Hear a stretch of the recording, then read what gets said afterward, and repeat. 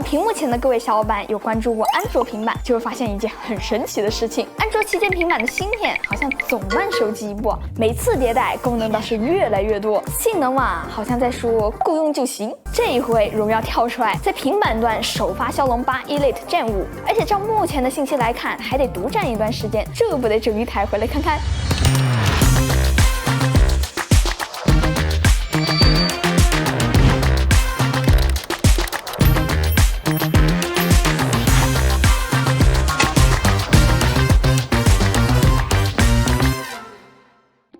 我知道各位小伙伴都想快点知道这一颗平板端的骁龙8 Elite Gen 5的表现怎么样，但是你们先别急，我想先给你们介绍一下这一次荣耀 Magic Pad 3 Pro 首发搭载的一个超级厉害的功能 ，PC 级的 Q Sync， 打开这个触控增强就是了。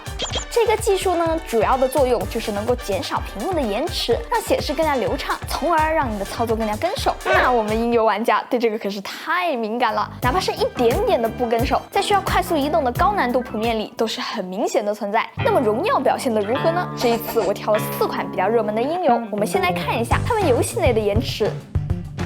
看不懂的话没关系，简单来说，这些数字越接近0是越好的。荣耀的表现已经非常接近 iPad Pro 了，而且令我比较惊讶的是，一向和安卓平板水火不容的 Akia， 这一次游戏内的延迟也能干到个位数，看看隔壁的 OPPO 和 vivo 就知道了，200多都能整出来。荣耀平板用来打音游肯定更爽。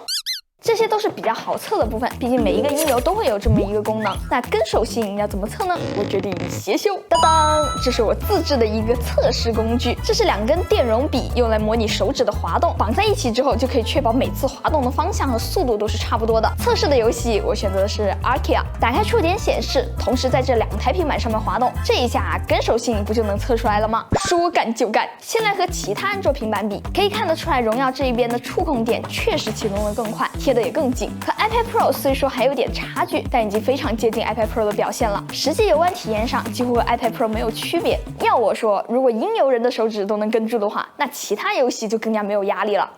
终于来到大家最关心的骁龙8 Elite Gen 5的游戏表现了。这一次我们直接去到大世界里面到处探索，边跑边打怪，模拟正常游玩。室温25度，所有画面设置拉满的情况下，原神续命地图实测平均帧率 59.9， 机身最高温度 40.3度。明朝中去台地跑图，平均帧率 59.6帧，背面最高温度 44.7度。虽然温度比较高，但是热量根本传不到双手握持的部分，实际游玩的时候很难有烫手的感觉。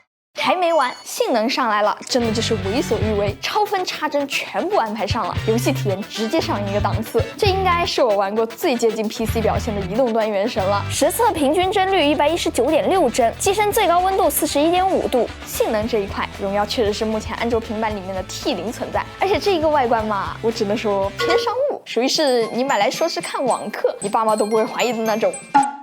讲完了游戏体验，现在我们再来讲一下系统。这次新平板首发搭载的 Magic OS 10 PC 级应用终于是端上来了。WPS 的安卓端和 PC 端的差距真的是太大了，什么 Excel、Word 编辑起来的那个体验根本完全就是2回事。不光软件 PC 了，系统也 PC 了。这一窗口，这一鼠标真的对味了。PC 模式最多可以同时打开20个窗口，这么多窗口真的用得上吗？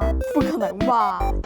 哦，对了，这些窗口都是活动的，但是如果一个窗口被盖住了，系统就会降低这个 app 的刷新率，只有当你点开这个窗口才会恢复。当然，选择权已经放在这儿了，想开多少个，那不还是你说了算吗？那你觉得限制表现好呢，还是放开限制好呢？这次荣耀 Magic Pad 3 Pro 还把防晕车给加上了，对我这种经常出差的人真的是太友好了。之前我就一直很喜欢的干眼友好也保留了下来，开启之后系统就会检测你的眨眼频率，并且适时给个提醒。有时候用平板看番看入迷了的时候，真的会忘记眨眼的，等到意识到的时候，眼睛已经干得差不多了，这个时候我再眨一次眼，那个酸爽啊！屏幕前经历过的小伙伴抠眼珠子。悠悠助手这一次也跟着更新了，新增了一个 AI 论文一键排版的功能，只需要把你的论文导入进去，然后再导入你们学校的论文模板。AI 就会自动分析模板的要求，然后直接帮你排好版，这个太实用了。还记得当年刚开始改论文那会儿，辗转反侧，你以为我在改论文，其实我在看毕业论文的 Word 排版教程。这下真的能体会到那一句了，我们当年哪有你们现在这个条件呢？这台平板还可以通过荣耀超级工作台和 PC、Mac 实现屏幕共享、文件互传之类的功能。iOS 下个荣耀互联也可以互传文件。大家可能觉得这有啥的？其他家早有了，但是荣耀还可以和鸿蒙互传呢。于是你就会看到这样一幅景象，直接实现生态大一统。手机圈都在卷电池，平板圈也没闲着。这一次荣耀 Magic Pack 3 Pro 的电池容量直接干到了12450毫安时，连接手机、平板就可以直接给手机充电，差不多可以充满3.3个 iPhone 17，实测最高有20瓦的充电功率。这哪是平板啊，这不就是一台能办公、能娱乐、能观影的智能充电宝？但是大家一定要注意哦，连上了以后你要看一下这个手机是在充电还是在传文件啊。我第一次用的时候就没有注意，结果我手机的电就越充越少了。电池增大跟着受益的就是扬声器和屏幕。先说屏幕，13.3英寸，3K 分辨率，165赫兹刷新率，1100尼特的峰值亮度，这样一套组合拳打下来，没点电量储备还真喂不饱这一块屏幕。而且这一次的外放也有点东西。